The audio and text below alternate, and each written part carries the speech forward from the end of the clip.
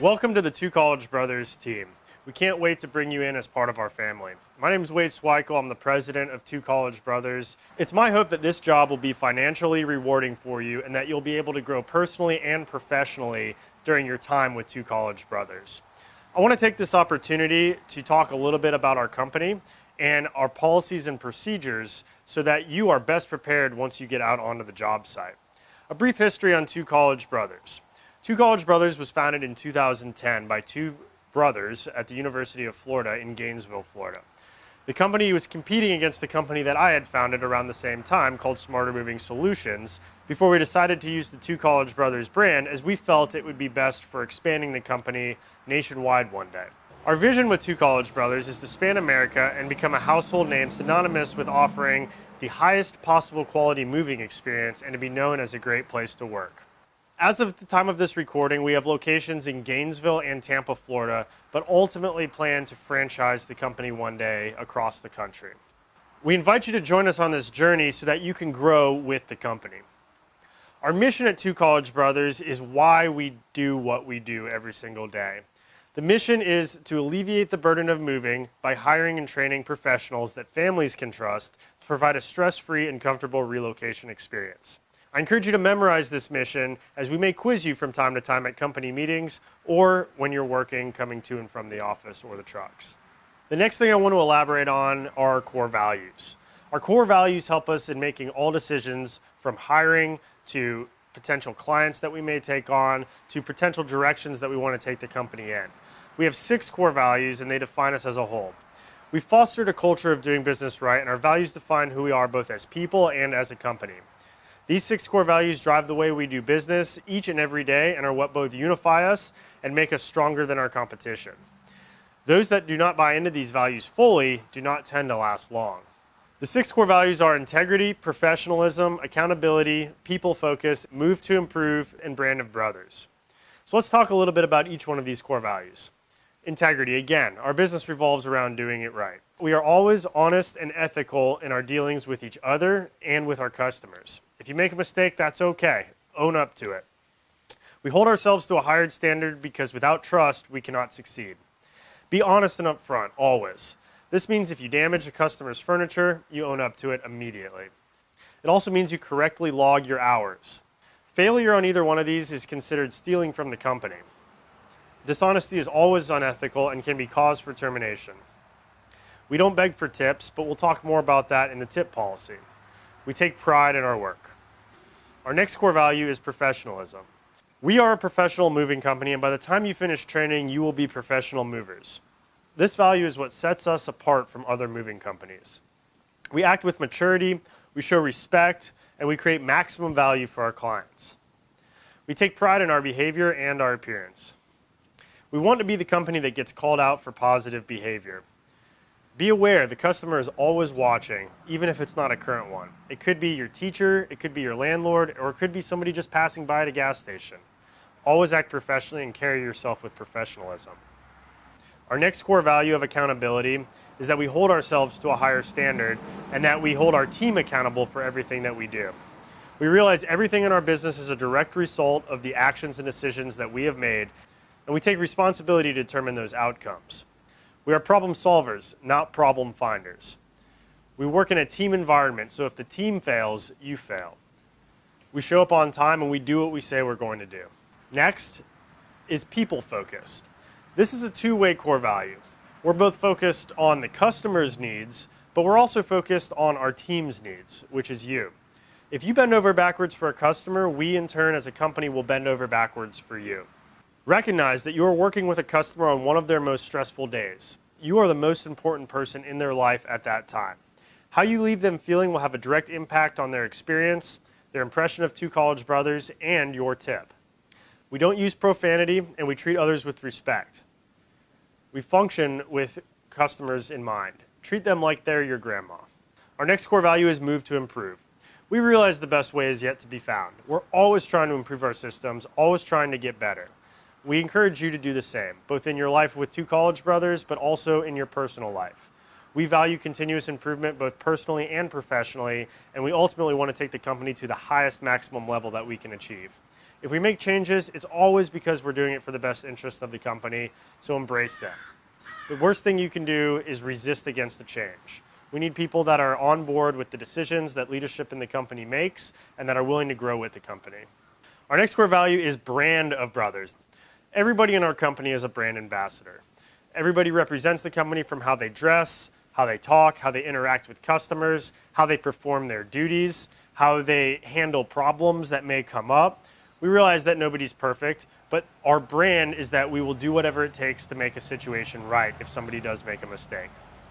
Our members of our team are the faces of our company, and we realize that each person that you meet is a potential client. We can be an unstoppable force if we're all rowing in the same direction, we're all looking for opportunities to bring in more business and to grow the company as a whole. An example of perpetuating the brand is to make sure that you keep business cards and flyers in the trucks when you guys are going out on jobs. Customers will stop and ask if you have a card from time to time, especially at gas stations, apartment complexes, or if you just happen to pass them by. Make sure that you have one to give them because they could be the next big ticket client.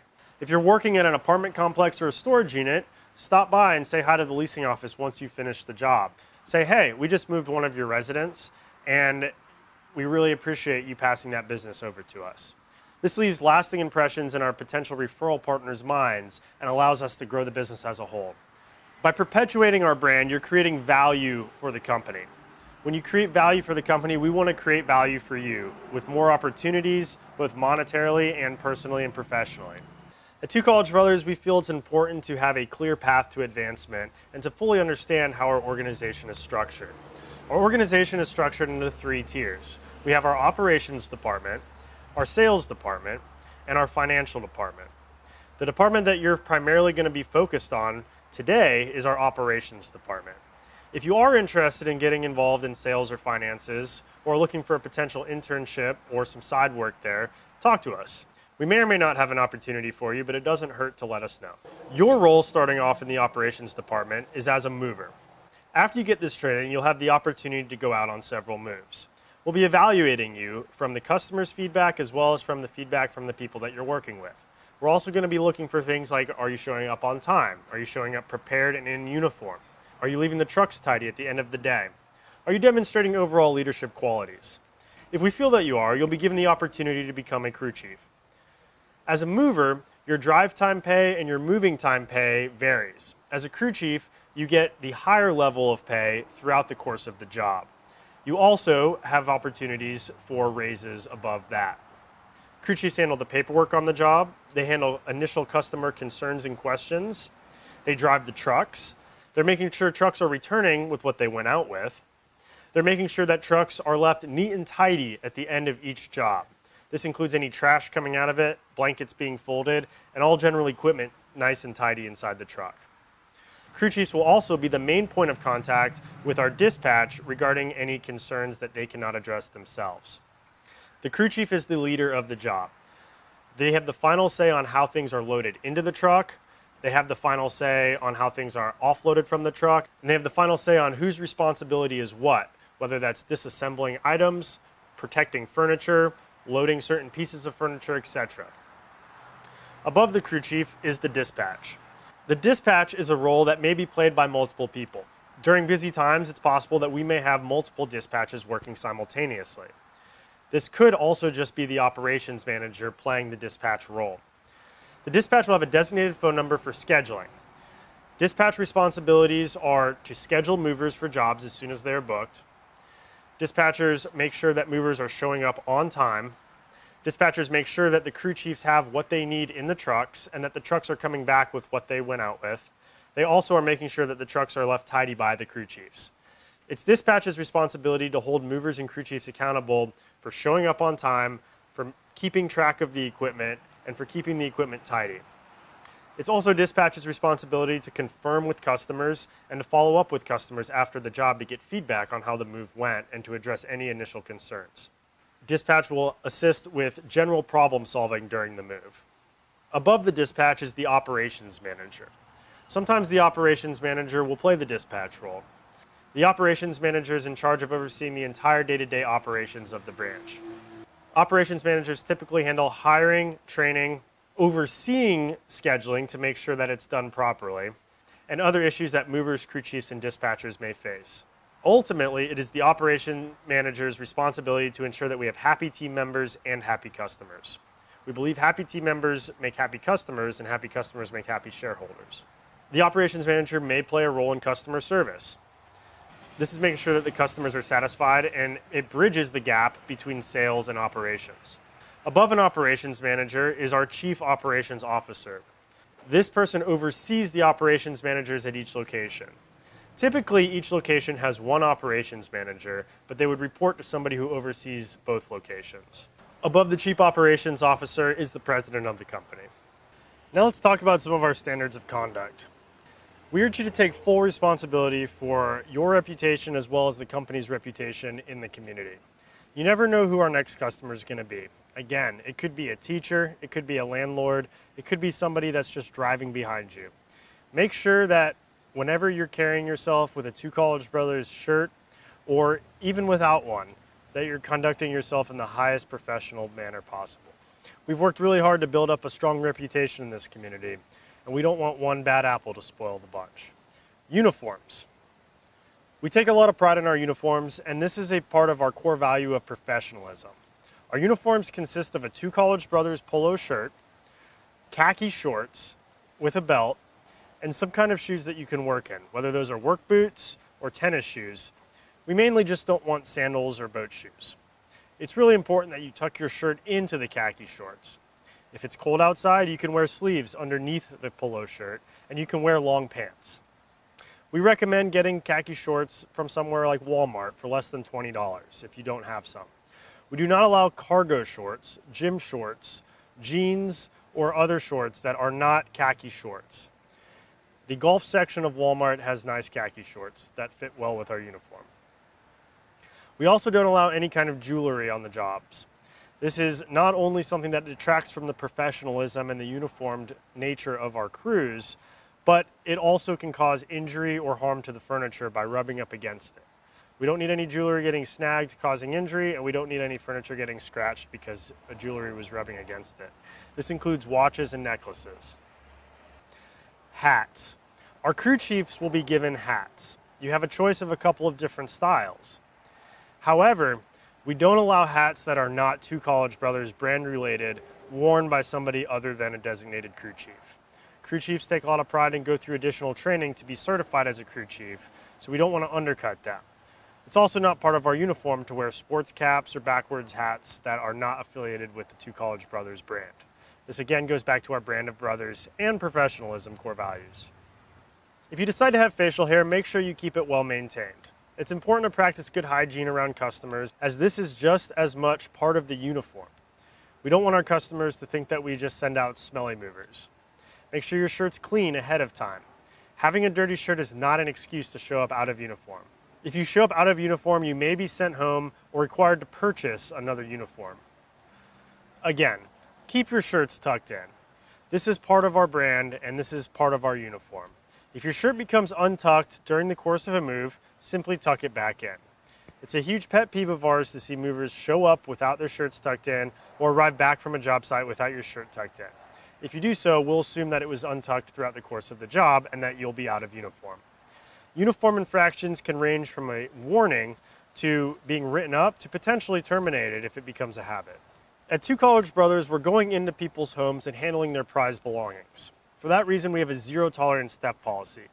If it comes back that you were ever associated with a theft-related crime, or if a customer accuses you of theft and we find it to be true, then you will immediately be terminated and handed over to authorities. We don't mess around with this. If a customer does think something is missing, we generally encourage them to go through their stuff, and they usually find it. If they still cannot find it and they think that it was stolen, we will tell them to immediately direct their inquiries to authorities, and the movers on site may be questioned. Safety. We take safety very seriously at Two College Brothers, as this is part of our people-focused core value. Some general safety tips. If you feel like you can't handle a specific piece, ask for help. Don't try to be Superman. You're not impressing anybody. Even if you know you can get an extremely heavy piece, you don't want to risk tiring yourself out, especially if it's going to be a longer move. Get help from a team member. Don't jump on or off of trucks. Use the designated handrails and steps that are provided on the moving trucks. Trucks tend to be a little bit higher up than you may think, and you could potentially injure yourself by jumping on or off of the trucks. Cell phone use is absolutely prohibited for any truck driver. This is important whether you're driving a truck or whether you're the passenger. If you're the passenger, you should be doing all of the navigating and phone calls and text messages to and from the customer and or management. It is never an excuse for a driver to be on the phone. This also carries a hefty ticket of $500 or more by using a cell phone operating a commercial piece of machinery. Don't get caught in that position. Law enforcement has the right to subpoena phone records if you're involved in an accident to see if you're using your phone during the time of the accident. Don't use your phones if you're driving a truck. When driving a truck, drive slower than usual, especially if the truck is loaded. There will be a longer braking distance between the truck and whatever is in front of you. Take wider turns. If you blow out a tire by taking a turn too short, you will be held responsible for that tire. We also want to avoid hitting any other pedestrians or vehicles by taking too short of turns. Take wide turns. The trucks tend to max out around 70 miles an hour on the interstate. This is put in place to prevent you from speeding on the interstate. But you should never be speeding in the city either. Drive slower than the speed limit, especially when you have items loaded onto the truck. Anytime a truck is going in reverse, make sure the passenger is getting out of the vehicle to guide it back. A truck should never be put in reverse with the passenger sitting stationary in the truck. This is both to protect the truck, but also to protect you, as there could be oncoming traffic or pedestrians behind you.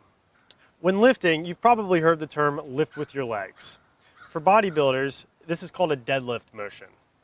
It's important to get a good grip on the pieces and to communicate with your partner on which way you're going to be turning certain pieces, especially if you're navigating stairs, doorways, or other tight spaces. Make sure that the windshield wipers and headlights are working on the trucks. When raining or floors are wet, use floor runners or moving pads to provide traction on slippery surfaces. Metal ramps and lift gates become water slides when it's raining. For more general safety tips, watch the training videos on moving specific pieces of furniture and truck driving. We are a smoke-free company. That includes any smoking or vaping on the clock. This means that we don't want you to be smoking at the office, in the trucks, and especially at the customers' homes. If we find evidence of you smoking on a job, you will be either written up or potentially terminated. Cell phone usage. We've already talked about using the cell phones in the trucks. Drivers should never use a cell phone in the truck. When you're on a job, you're considered on company time and should not be using a cell phone for anything personal related. You may use a cell phone to contact management or the customer. My suggestion is to leave the cell phone on top of the paperwork in a central location on the move to periodically check it to see if management has tried to get a hold of you. Do not let the customer see you on your phone throughout the course of the move. This includes with headphones on while you're working.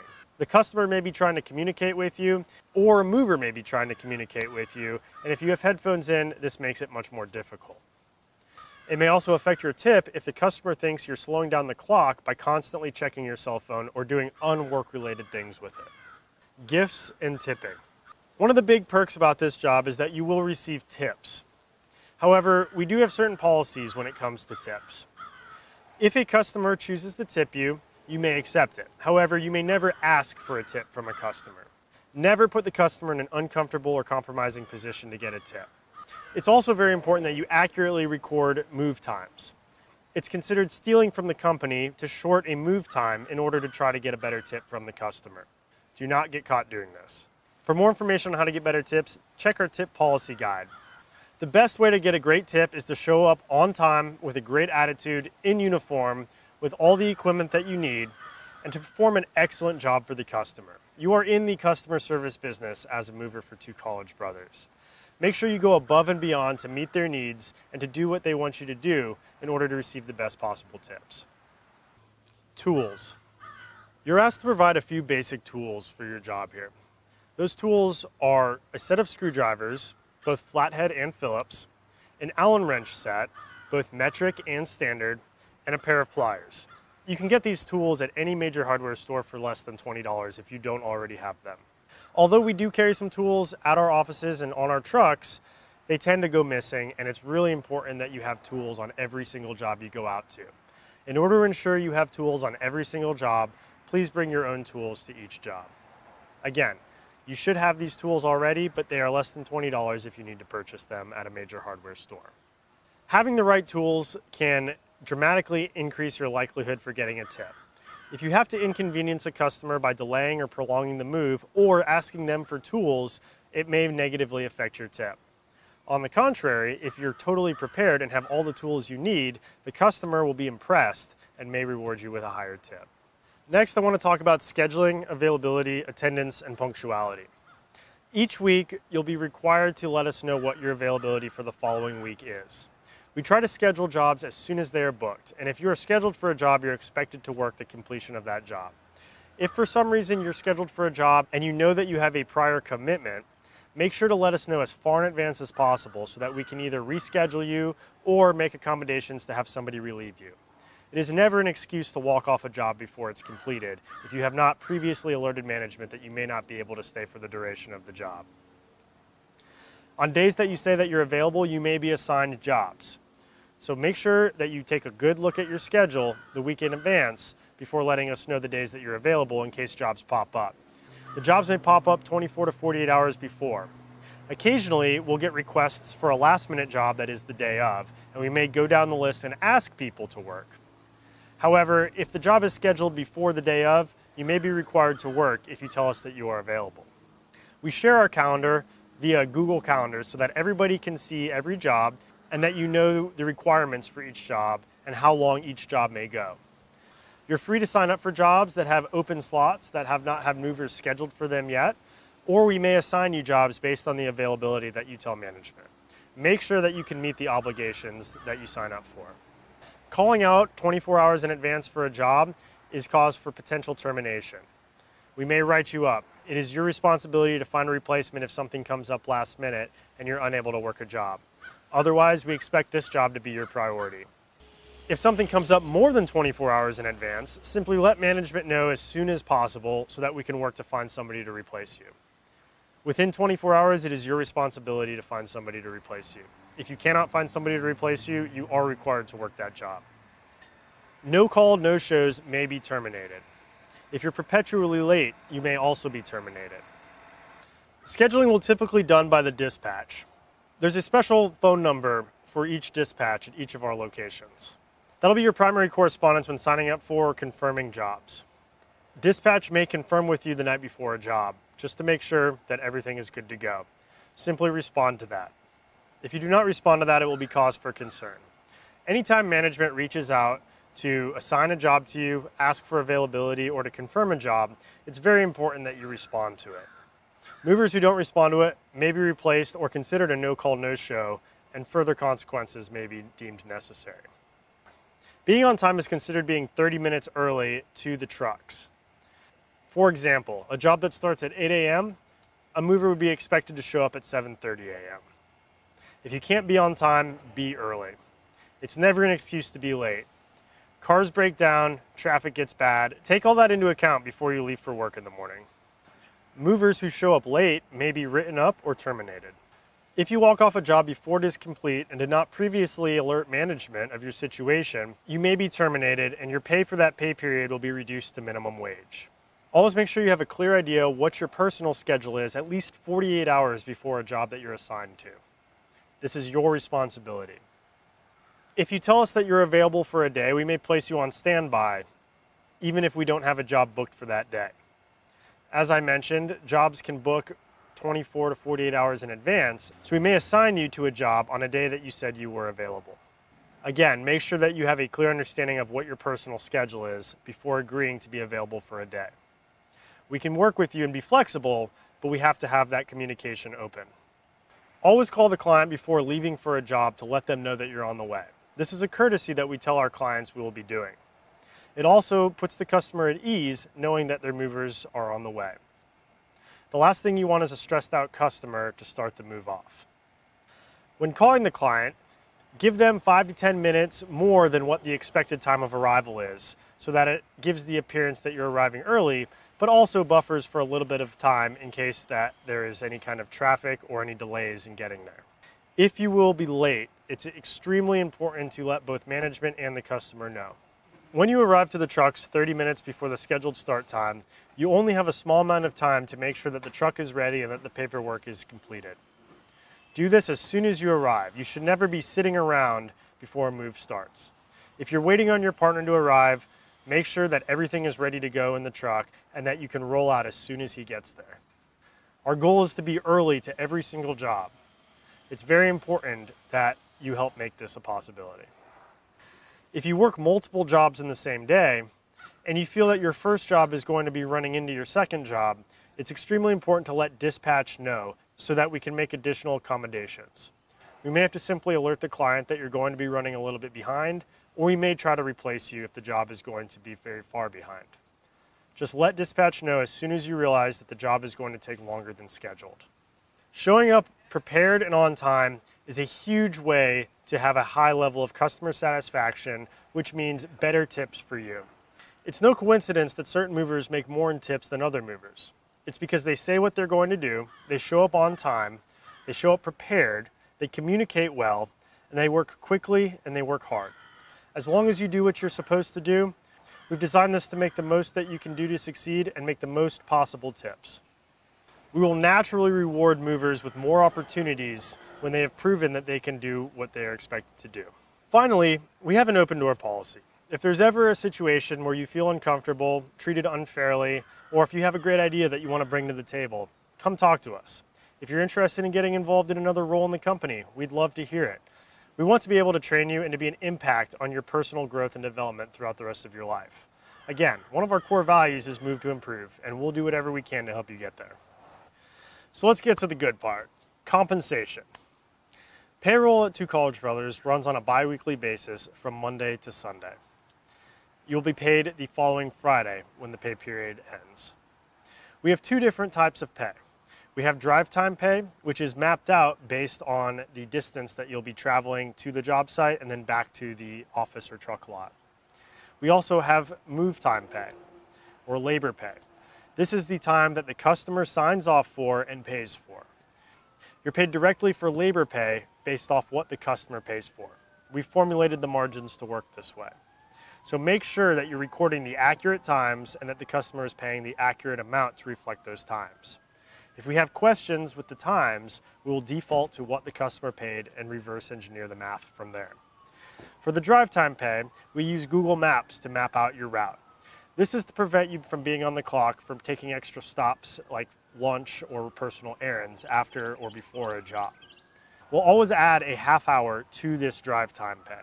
So for example, if a move is 30 minutes away and it's 30 minutes to get back to the office, we'll give you 1 hour of drive time pay and then we'll add a half an hour to that. So you'll get an hour and a half of drive time pay. Your move time pay or labor pay will be whatever the customer pays for and whatever they're on the clock for if it's an hourly rated job. Occasionally, we may have flat rate jobs. If it is a flat rate job, you'll know ahead of time, but it will be flat rate pay. Here, you essentially control your own hourly rate. If there are extenuating circumstances that were not part of the original quote or other issues involved, we will always work with you. If there's ever a discrepancy in your pay, please talk to us right away about it. We're happy to help fix it for you. We do everything we can to make sure pay is accurate and timely and are happy to work with you with any discrepancies. Remember that milking the clock or intentionally prolonging jobs to get more hourly pay is considered stealing from the company and could be cause for immediate termination.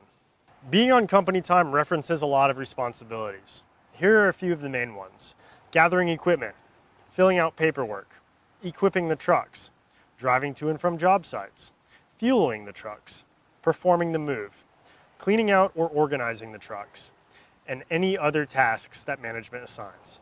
Things that are not considered being on company time are socializing, personal business, cell phone use unless it's job related, lounging around or meals, personal stops or errands, taking out-of-the-way routes or going to the wrong address, or anything else deemed unnecessary to perform the job.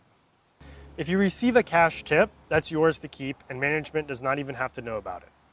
If you receive a tip on a check or a credit card, we do require this to go onto your paycheck. We have to process this electronically.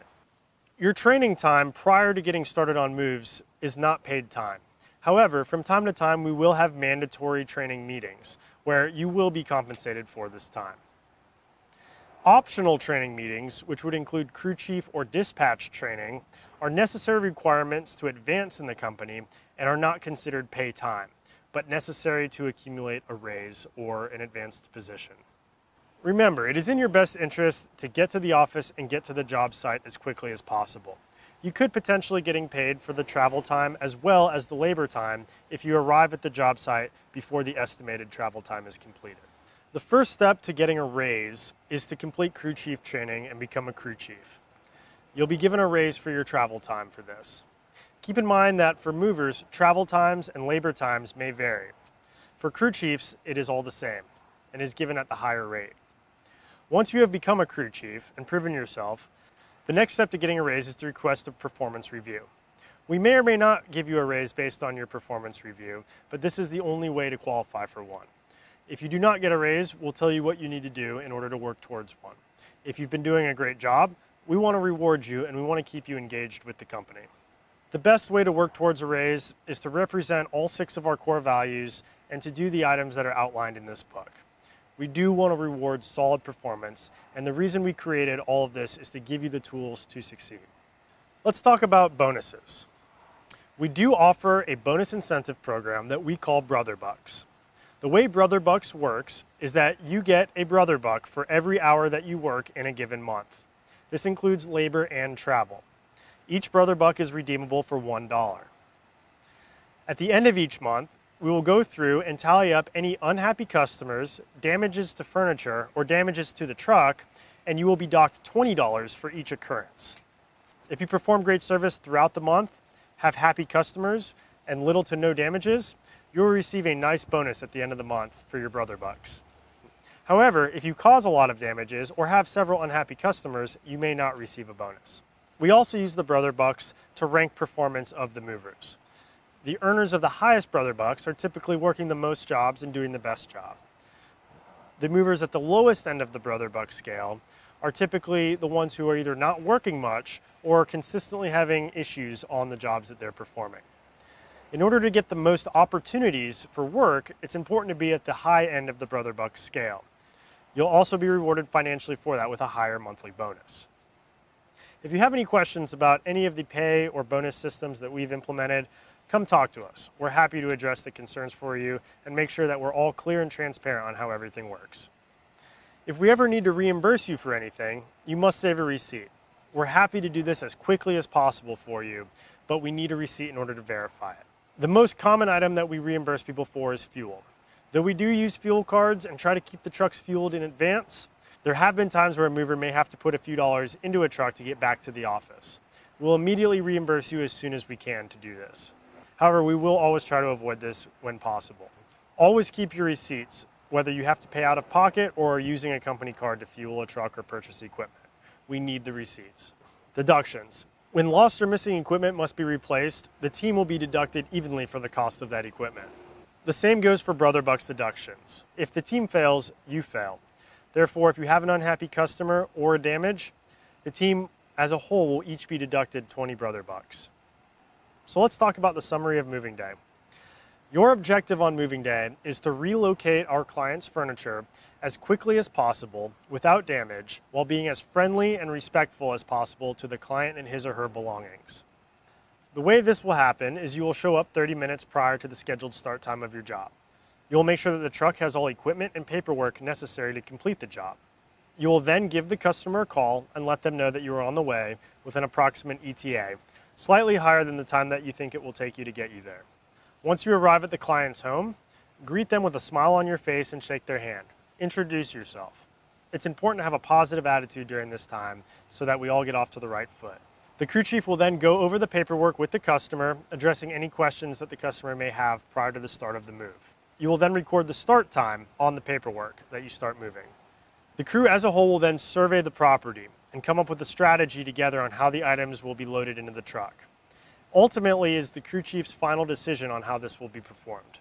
He may assign certain people to start protecting items or disassembling items, and may have certain people moving certain items into the truck, such as boxes or dressers or bulky furniture first. It is extremely important that all wood, glass, and electronics are entirely wrapped up with stretch wrap and moving pads. This is the #1 way to prevent damages from occurring. This must be done in the home before it is loaded into the truck. Survey items for pre-existing damage and take pictures of it. Note it on the paperwork and point it out to the customer before you move it. Once this is done, items will then be safely packed into the truck. Pack the items into the truck so that they will not be shifting. Use straps and other packing techniques to make sure that the truck is as tightly packed as possible. Use vertical space in the truck when packing it. Go all the way to the ceiling and assume that no matter how big or small the move is, it's always going to take up the truck. Pack it as tight as you can from the get-go. Once the truck is packed and everything is loaded from the home, survey the home to make sure that no items were left behind. This includes blankets, stretch wrap, or moving equipment. Once everything is back onto the truck, take it to the customer's new home. Unload each item, unwrapping furniture as it is placed inside the home. Make sure that furniture is unwrapped after it is placed in the home to prevent damages from carrying it from the truck to the home. Fold pads as you bring them back to the truck. It is the mover and the crew chief's responsibility to make sure that the trucks are left tidy after each move and that all blankets are folded. Once the items are in the home and everything is set up, arrange the furniture or ask the customer if they have any final requests on where furniture may go. Sometimes it will have been a long day and everybody will be tired. However, keep in mind that the end is near and so are the tips. This is a great way to leave off on a positive note and potentially get a higher tip from the customer by moving furniture around to their specifications. Once the items are in place, record the stop time on the paperwork and have the customer sign off on it. Find out how they will be paying. Generally, we have a card on file and most customers pay this way. However, some still prefer to write a check or pay in cash. Any of this is fine, as long as the payment amount is accurate. Give the customer a copy of the receipt and you're on your way. Thank them once again and return to the office. Again, make sure that the trucks are left tidy, blankets are folded, and that everything is returning from the job site that went out to the original job site. Throw away any trash, turn in paperwork or payment, as well as the truck keys, and you're free to go home.